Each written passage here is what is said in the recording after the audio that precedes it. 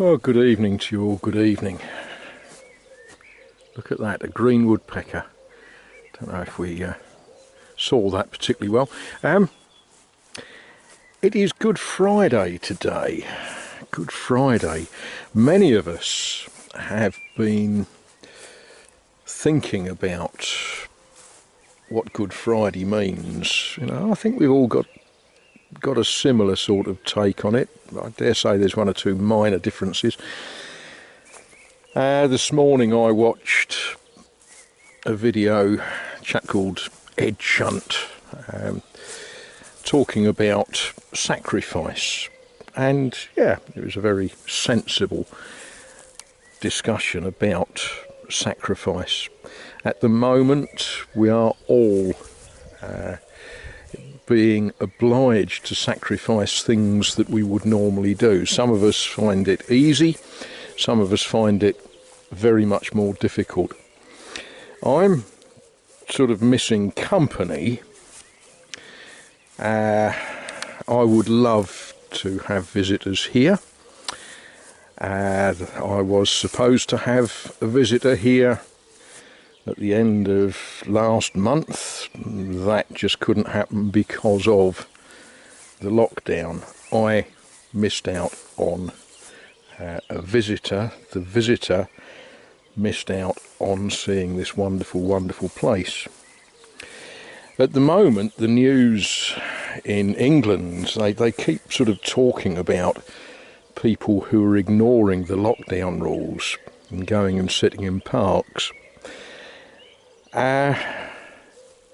Yeah, I've got to sort of toe the party line, as it were, and say if you are in London, don't go and sit in the parks. Don't go and sort of mix socially, as it were.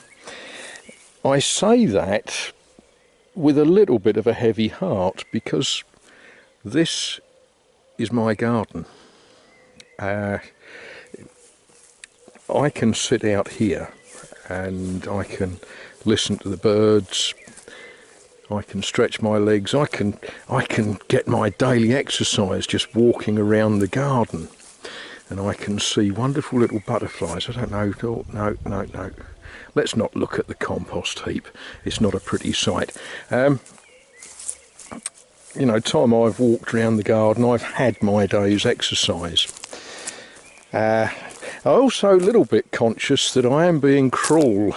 And some of you, if you watch my videos, there's a chance that you probably watch Richard Peake and Trish Peake, you know, R Peake, and his videos. Now, R Peake was down in Georgia. Yeah, he decided that the best thing to do in this current situation was to go back home to his home state of Maine. And he did. And it snowed, and it's cold. And so I'm being a little bit cruel to him because, well, it's too hot today to dig the garden. It's glorious. Temperature, we're sort of in the low 70s.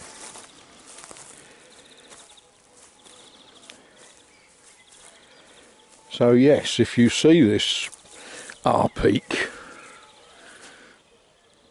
you know, haha. Oh dear, shouldn't be cruel.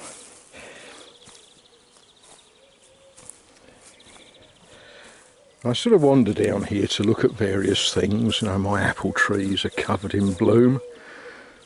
I'm very pleased about that. There's a little bee, I can see it. I don't know if the camera can pick it up. Little bee running around all the flowers on the apple tree. All day my neighbour who lives here, a chap called Alan, he's been working on his allotment. I guess he rather doesn't want the birds to eat. I'm not sure what's he got in there. Oh, cabbage is that? Something like cabbage or kale or something, anyway, a brassica.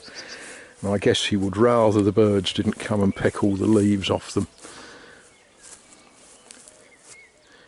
That's beautiful, isn't it? Last year we had a late frost and it destroyed the fruit that was just beginning to set, but well, we'll see what it does this year.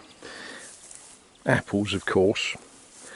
That tree, I don't know, maybe I've told you before, I don't know, I forget what I've told people. That's a quince. I was supposed to have pruned it and trimmed it out a bit over winter, but too many things to do, it didn't get done, so it's a little bit overcrowded. But quince, they're like big furry pears, but if you try to eat them, you discover they're not very nice to eat. You do have to cook them, make jelly or jams or whatever. This dear little tree has got its fruit set on it.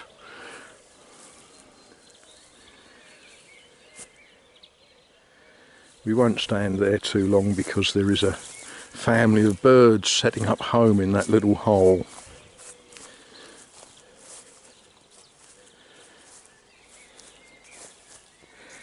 But there we are. So this is me walking around the garden on Good Friday.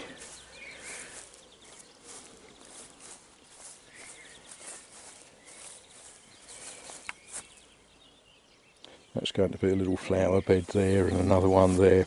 We'll plant a rose there. The idea is in several years' time we'll build an arch to go up and over. They are climbing roses.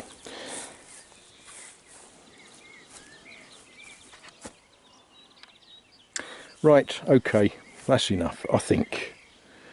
Have a blessed, have a wonderful Easter weekend. Most churches will not be holding public worship over this weekend, so find some time in the privacies of your own homes to think a bit about Easter. If you wish that you could hold a service in your own home, well, why not? Why not? There's plenty of resources you can find if you don't have them already. One of my very good friends will suggest that you should research the English Book of Common Prayer, which sets out services for each of the moments of the Easter weekend.